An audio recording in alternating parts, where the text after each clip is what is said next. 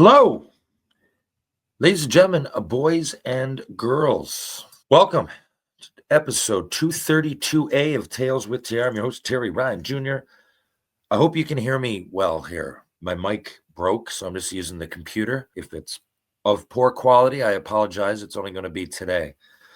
I've been traveling, the Shoresy group. We just went to Detroit, Buffalo, and Boston, Toronto, and Chicago. Played 5 awesome exhibition charity games against NHL alumni. So we got to share those moments with the fans. We'd never played together as a group, on ice and rehearsing and doing scenes is different. And playing against some of our idols in some awesome cities, man. It was an absolute blast. Mentally and physically, I'm going to say draining. It does get a little bit, I wouldn't trade it for the world. It gets a little bit tiring sometimes when you string a couple of games back to back, because once you go to the rink in the morning, we go and we're there, right? Like go for a little skate at 10 or 11. And then, shortly after that, at each place, we had to sign roughly 500 posters and jerseys and things each. That takes a while, right? And then you just have a coffee, maybe a sandwich or whatever during. There's some food there for us. And then the VIP would come in at 4 and we'd have a little, they'd get to get a picture with all of us, little chat, and then live Q&A with the VIP. By that time, it was ready to go and get ready for the game. And we had played 2 20-minute period stops with in between a shootout and a blooper reel that no one has seen, and footage from season 2, a little bit of a teaser that no one had seen. So I think fans, I know that most got their money's worth because that's all we kept hearing, and no one, I didn't hear complain. I'm sure, in thousands and thousands of people, there must have been, but it seemed to me that people just had an awesome time. The crowds were raucous. They were there to not only cheer us, but, other NHL heroes in these in these select cities that we went to. Some of my favorite cities in the world, by the way. So it was a lot of fun. And I just got back. If you can believe this, I got back this morning. My flight got delayed all day yesterday. All day. So before I missed my connection, I was supposed to go Chicago, Toronto, Ottawa, St. John's. The second part was delayed, therefore canceled for me. And then I flew home this afternoon. And now I have to leave at 3 a.m. to go to Alberta. I'm going to go to Black Falls. I'll be there this weekend. The Black Falls Bulldogs dropping the puck, doing a live Q&A, some local stuff with the news stations, things like that. So I'm looking forward to it, but I'm really looking forward to getting back here after it and really taking some time to unwind.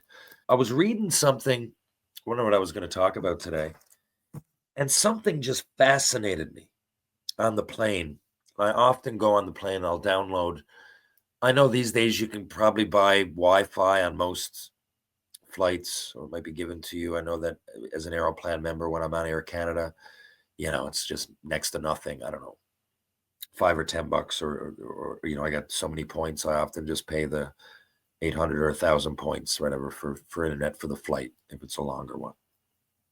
It often is coming from Newfoundland, and so I don't, unless I need the internet, and need, I really mean that. Most times it's a want, it's not a need. So I just download a few things, which forces me to watch them or read them or whatever. Anyway, so I downloaded some articles, and I often I might download the interesting, whatever it is, the epic stories from World War II, I think, on Netflix. You can get that on anything, but for example, I'll get a podcast to go along with that, or some reading material off Flipboard or whatever to go along with that. So one of the topics that I was looking at was teeth. I thought to myself, the further back you go, like the worst teeth must have been. For example, it wasn't until the late 1700s that William Addis in London, England, was in prison for rioting, okay? Once he was in prison, he got this old dry piece of bone and drilled holes in it and put bristles in that and used it to clean his teeth. which was the first toothbrush. Well, the first toothbrush of sorts. I thought that was really late. You've got a mouth. People must have known when their breath was bad. So I looked a little bit further into it, and they did. People would chew on, oh God, I forget what it was, but mint you can get on the side of rivers in Newfoundland. So I don't know where it is all over the world, but mint seems to be pretty popular. There's certain kinds of spices, herbs, flowers. I don't know. There was probably ways to freshen your breath. Yeah, of course there were. Like I said, just mint or whatever. But breath freshening is one thing. It's another thing, like clean your teeth. Again, I went back and looked after hearing this, and there are instances, there's ways to clean your teeth. A lot of what was listed, gum-like stuff made from syrup and things, throw it all on your head with some bristles, right? Thorns or whatever, right? Chew on it like gum. So there were ways, but until the 1700s, and Addis, by the way, when he got out of prison, he sold this thing and became really wealthy. This thing being the toothbrush. So then I thought about it, though, beyond that. Like, for example, I don't know, did you ever see a movie about, I don't know, Jesus, the Passion of the Christ? Or Troy or Alexander or, Greek philosophy or Egypt or Machu Picchu, the Mayans. Like, whenever you see, and I only bring up movies here because even in the documentaries and things, you see these and everybody's got a full set of teeth. And the more I think about it, that must be one of the major misconceptions, right? Like, we might have the close or whatever. And I'm just saying, if you're watching, not that I'm picking apart movies, and that to a degree, we're just reenacting things. I mean, there was no, before the 19th or the 20th century, there's no real photographs, there's no video. So we can gather artifacts and we can read stories and put puzzles together from the past to go. I mean, that's how we know the dinosaurs, or the dinosaurs just bones, I guess. Well, first just bones, and they're figuring that out. But with humans, it's archaeology, it's anthropology. It's here's a spoon, here's a hieroglyphics on the sides of the pyramids, or here's some stories, Homer, the Odyssey. I don't know, all through history. Plato, I often talk about. Socrates, Rene Descartes, I don't know, Napoleon, Thomas Aquinas, Martin Luther. There's all kinds of people that were movers, shakers, thinkers. We know about the Vikings and Eric the Red, and we know about all these cultures. But whenever you see any history reenacted, everybody's got a full set of teeth, and it just couldn't have been the case. And I mean, now it's not the case. Like, I'm talking to you now as I've got a tooth missing. But that's kind of my point. I guess I do it mostly by choice. But if today dentists still make money, there's a big market for it, denturists, and people are losing their teeth all the time. Then how many people back then when there's no answer for it? Right? I don't think dentists were. I read about wooden teeth back then. I mean, what a weird, anyway, they could have only been so good. It doesn't even really make sense. I know now you can get porcelain. I know mines are made out of porcelain, I think. Other things probably to look like a tooth, whether it's porcelain or a pearl or whatever. But back then, without the technology that dentists have to work with in denturists, if there was no toothbrush till the 1700s. And by the way, I know what a lot of you out there are saying. You're saying, Terry, we eat way more sugar now than we used to. There's way more bacteria in our mouths because of things like milk and cheese and dairy, and the disease spread from, I don't know, sexually airborne. I don't know how all that works. But I know there's things that are probably more plentiful now, like sugar. No sour candy. Are you kidding me? It's probably there's some forms of candy that we got that's probably 1,000 times one bite of whatever they could possibly have with sugar in it. I don't know, an orange. Right? So I get that there would be less decay and less bacteria, but still it existed. And once you lost a tooth, I'm guessing there was no way to put it back in, was there? Like, and again, you're outside of decay. Think about how many hockey players that are missing one of their front teeth. The vast majority there, I'm guessing they didn't rot out of their heads. I don't know anybody that lost a tooth that blatantly in the front of their fucking head when they're like 15 or 16 years old or whatever, 25. What's a hockey career? Right? Like, so what I'm saying is that's a sport that lends a lot of opportunity to lose your teeth. If you go back, it's not like there was no sports. You go back thousands of years. Boxing existed thousands of years ago. So that's directly popping out some of your teeth. Polo of different kinds. Horse riding, even. Just horse riding, if you didn't even associate polo. There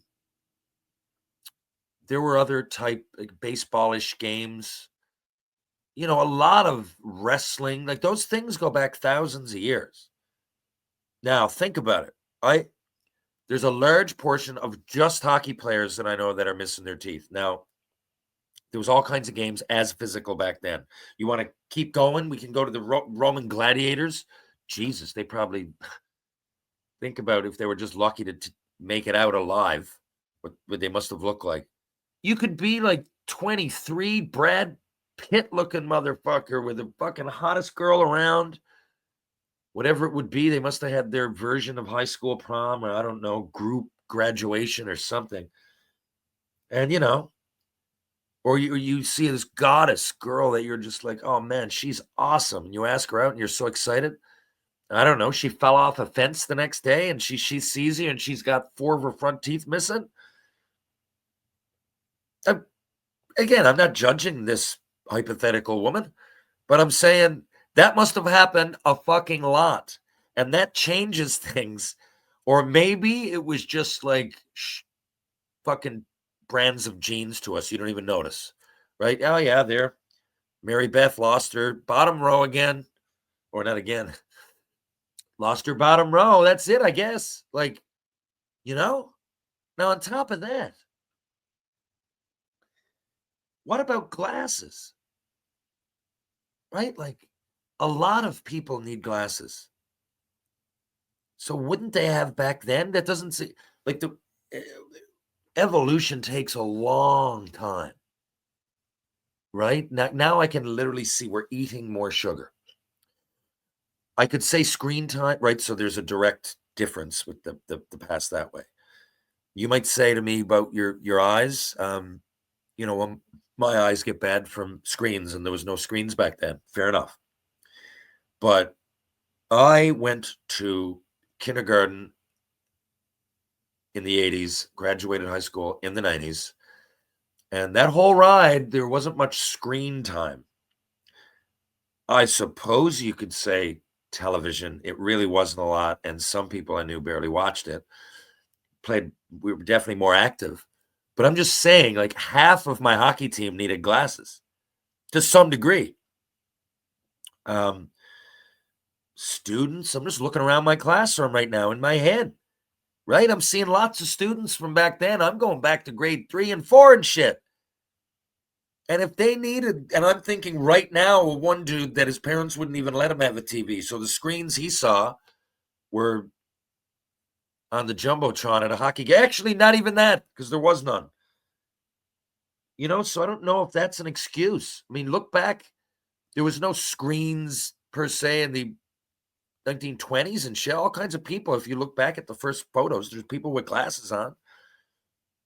So, like, 2,000 years ago, what would happen? What if you were like in one of their games back then? Let's say their version of polo or whatever. Say the Michael Jordan came along, right? In relative terms, like I'm just saying, but Michael Jordan's the best basketball player ever, I think, but whatever. It's an argument. You know what I'm saying? So Michael Jordan is a fucking stud basketball player. But have you ever seen him? I've seen him wear glasses, and I saw him wearing glasses. I don't know if they were just for style, but back when he used to play, they'd be like, "Oh, in People Magazine or Rolling Stone, Michael Jordan was seen last night at Little Caesars Palace, whatever it is, Las Vegas," and he'd have his glasses on. So even if he barely needed if he needed them, then when he's shooting those shots, I mean, I'm guessing he had contacts in. It's a bad example if he didn't need them, but if he did, there must be other players in the same, like, would he have been Michael Jordan? And what if he's blind as a fucking bat? If you put on glasses nowadays or contacts, what if Tiger Woods or you know what I mean? So back then, there must have been people that were just shortchanged because they just didn't have that invention yet. And beyond that, some of the smartest people ever. Let's just say Albert Einstein. Now, most pictures, I see that fucking guy. How about that? No respect. One of the smartest people ever. Albert Einstein, when I look back and look at a lot of his pictures, he's wearing glasses. What if that guy couldn't read because he couldn't see enough? So Albert Einstein, who really was a mover and a thinker, and not only, a lot of people probably know him for splitting the atom, but he had a lot of other theories. And I know that he was, really starting to learn and talk about quantum theory, which I don't understand, but it's big now. I get it. I have an overall love for physics. I just don't understand it. I don't understand the depths of it, the equations and stuff. I understand it. So, would we have been robbed of, and how many like unbelievable athletes or thinkers would have come along? Now, of course, you might say lots of people could think, they just couldn't read that well. Yeah, I know. You might be able to read and still not be able to read and still be smart. I understand that. But it would be a lot harder. If a guy like Albert Einstein couldn't read a book, I don't know that his intellect would have sped up at such a furious rate. You know what I mean? I'm guessing the fucking guy was reading an awful lot. I'm guessing a big part of his day was reading. I could be wrong. It could be tea and biscuits. Fuck, it could be boxing. But I'm thinking that Albert Einstein read a lot. And if he was born, hundreds of years earlier, not that far in human existence, an absolute pubic hair of time, then he would have been shit out of luck, I guess. Yeah, and I'm not saying he wouldn't be smart. Maybe he'd,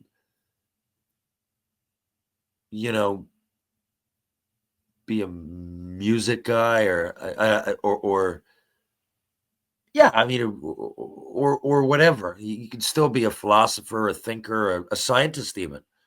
But, I'm guessing Einstein was a lot smarter because he could fucking read.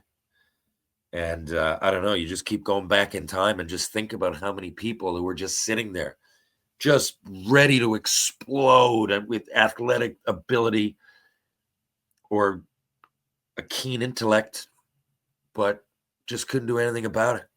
I find that fucked. Then I thought further and I thought, how did people wash way back? Like, were people smart? Like, if you were a caveman, I'm going way, way, way, way, way back. So what would you just rub like flowers on you? Am I missing something? And I don't think they were used to it. So the dental work and especially the eyes would like directly change your life. I don't know that washing would. I just started to think about it. I'm like, I wonder when that came about. And then I read that matches didn't come in until the 1600s. Matches. So a lighter would be way after that. I don't know when. But like, so before that, I'm like, how did they do it? They're like rubbing sticks together or using like a magnifying type of glass.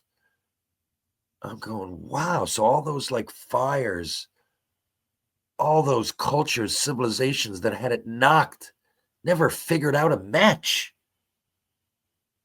In some ways, I look at like Roman times and I'm like, unfucking believable that they could have irrigation systems and laws and litigation and like the Roman Colosseum. I mean, it's still literally that layout is being used in every big arena, sports concerts, athletic endeavors. And, the idea was birthed. I don't know if Colosseum was the first, but the Colosseum just proves that. Yeah, I mean, it could have been. I really don't know if it was. It was one of the first that were that big, right? There have been structures going way back as far as you can see any civilization, and a lot of them are the same shape. Even a lot are meant to hold a lot of people, but to me, that's a architectural, a huge victory for that time period. I could be wrong. Anyway, the point is that thousands of years ago. Yeah, I went through the Colosseum too. They even show like little concessions that they had back then, like canteens types of thing where you could get food and drink. Very, very, very similar to going to like the fucking Air Canada Center now or Allstate Arena or wherever. Anyway, so that would blow me away. But then they couldn't strike a match. If you were born with bad sight, that's it. That's it. You can't see 5 feet in front of you, you're fucked. Now you just go in, get checked out, boom, go back, get straight A's, read fucking Shakespeare, do whatever you're going to do, read game lineups, whatever it would be. There you go. Not every example of reading is an academic endeavor, right? What I don't know. Like I'm sure that the sports that were invented, people would coach. The coach needed to know how to read. Well, he didn't need to, I guess, but would have helped. Anyway, Princess, get over here. Anyway, that's that. Anyway, I just thought that was a couple of observations, some historical ponderables that I think we often take for granted. And overall, I mean, we really take our fascinating first world lives for granted, don't we? As I even say this to you now, there's tribes in the world that don't know electricity exists. There really are still. Hey, not that that's good or bad. That's it. I'm going to come back in a couple of days with another wicked guest. Thanks to RA, the Rear Admiral, last week. It was an awesome time. Thanks to everybody who came across along the way, man, and that Shoresy journey. I'll talk more about it next time. I have a solo pod, and depending on who I get tomorrow, I might even just elaborate a bit. There was a lot that happened on the trip. It was fucking awesome. Anyway, if you're downtown St. John's, Newfoundland and Labrador, stop in to the Bull and Barrel, the Martini Bar, Rob Roy Confusion, Green Sleeves, or Trinity Pub, and the Bull and Barrel. If you're going to go for a bite to eat, why not go to Loose Tie? I love Loose Tie. It's underrated. One of my favorite spots to go downtown for a bite to eat and or a beer. You know where else I also like to eat? At Blue on Water and, of course, Wedgwood Cafe, who also do catering. Wedgwood Cafe is on Elizabeth Avenue. If you want strength and balance for the body and mind, go to Rope Walk Lane. See Ryan Power, my buddy. He's the best in the business. Ryan Power, power conditioning, strength and balance for the body and mind. If you want to go to Mr. Lube, there's 2 locations in Newfoundland and Labrador. 2 in St. John's, Newfoundland and Labrador. One's on Torbay Road. One's on Kenmount Road. Live, laugh, lube. Chris Sparks, shout out. Also, check out the Carpet Factory. Pippo Pain Relief. Pain sticks just don't quit. Go to pippopainrelief.com. See what all the fuss is about. And of course, True Hockey. Take what's yours. Folks, we'll be back in just a couple of days. Thank you for listening. Catch you on the rebound. See you soon.